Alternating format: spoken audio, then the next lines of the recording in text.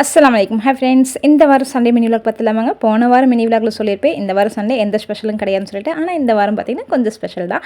ஊர்லேருந்து அம்மாவும் பாப்பாவும் நேற்றுக்கு மதியம் போல் வந்திருந்தாங்க. அதாவது சனிக்கிழமை மதியம் போல் வந்திருந்தாங்க.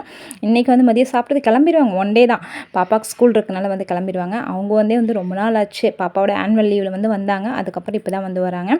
மசாலாம் பார்த்திங்கன்னா அம்மா வந்து எல்லாமே ரெடி பண்ணி கொடுத்துட்டு இருந்தாங்க. இஞ்சி பூண்டு ஒழிக்கிறதுலாம் அம்மா வந்து ரெடி பண்ணிட்டு இருந்தாங்க.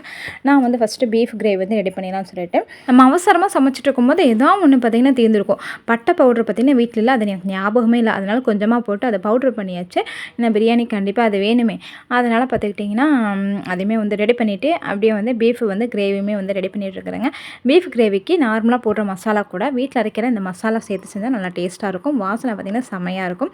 ஆனால் அது கூடவே தயிர் வந்து கொஞ்சமாக சேர்த்துட்டோம்னா நல்லா பீஃப் பார்த்திங்கன்னா நல்லா சாஃப்டாக வந்து வேகும். அதனால் வந்துட்டு தயிருமே வந்து கொஞ்சம் சேர்த்துக்குவேன். இந்த மசாலாவுக்கு வந்து மல்லி, மிளகு, சீரகம், பட்டை, கிராம்பு, ஏலக்காய்னு சொல்லி எல்லாமே வந்து போட்டு அரைப்பேன்.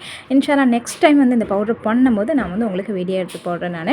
அதுக்கப்புறம் பிரியாணி தாளிக்கலாம் அப்படிங்கும்போது இவங்க வாண்டடாக வந்துட்டு நான் வேணா ரெடி பண்ணி தரேனே, நான் வேணா பிரியாணி தாளிக்கிறேனேன்னு சொன்னாங்க.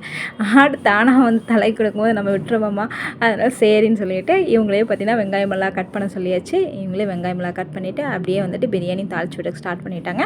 எல்லாம் ஸ்டார்டிங் பார்த்திங்கன்னா நல்லா தடபுடான்னு எல்லாமே ரெடி பண்ணாங்க. கடைசியில் பார்த்திங்கன்னா அடிப்பிடிக்க வச்சுட்டாங்க. இந்த வடிவில் ஒரு காமெடியில் சொல்லுவார்ல, நான் ஜெயிலுக்கு போகிறேன், அதே மாதிரி நான் பிரியாணி வைக்கிறேன்னு சும்மா கிண்டி மட்டும் தாங்க விட்டார். அதுக்கே இந்த சீன் போட்டு கிடந்தாரு. அளவுகள்லேருந்து எல்லாமே பார்த்தீங்கன்னா அம்மா வந்து எடுத்து கொடுத்தாங்கன்னா எல்லாம் போடுறது வந்து நானே, இவர் சும்மா வதக்கி மட்டும் விடுறாரு. யார் பிரியாணி செஞ்சால் பசங்களுக்கு வந்து அம்மா செய்கிற பிரியாணி தான் பார்த்திங்கன்னா பிடிக்கும். இங்கே அம்மா ஊருக்கு வந்தாலும் சரி, நாங்கள் அங்கே போனாலும் சரி, அம்மா வைக்கிற பிரியாணி பசங்க பார்த்திங்கன்னா விரும்பியே வந்து சாப்பிடுவாங்க. போன வாரம் ஒரு வாரம் மட்டும் நான்வெஜ் எடுக்கலிங்க வீட்டில். பசங்க இருந்துட்டு அம்மா நான்வெஜ் சாப்பிட்டு ரொம்ப நாள் ஆன மாதிரி இருக்குமான்னு சொல்லி இழுக்க தொடங்கிட்டாங்க. சரிடான்னு சொல்லிட்டு இந்த வாரம் சூப்பராக chicken biryani, beef gravy, chilli, தயிர் சட்னி எல்லாமே வந்து சூப்பராக ரெடி பண்ணி சாப்பிட்டாச்சுங்க. இதுக்கப்புறம் வந்து வீடியோ எடுக்க முடியல, அம்மா ஊருக்கு கிளம்புனங்காட்டி எந்த வீடியோமே வந்து எடுக்க முடியல. இந்த வீடியோ உங்களுக்கு பிடிச்சது லைக் பண்ணி சப்ஸ்கிரைப் பண்ணிக்கோங்க. அப்படியே இந்த வாரம் சண்டே ஸ்பெஷல் உங்கள் வீட்டில் என்னன்னு சொல்லி கமெண்ட் பண்ணுங்கள். தேங்க்யூ.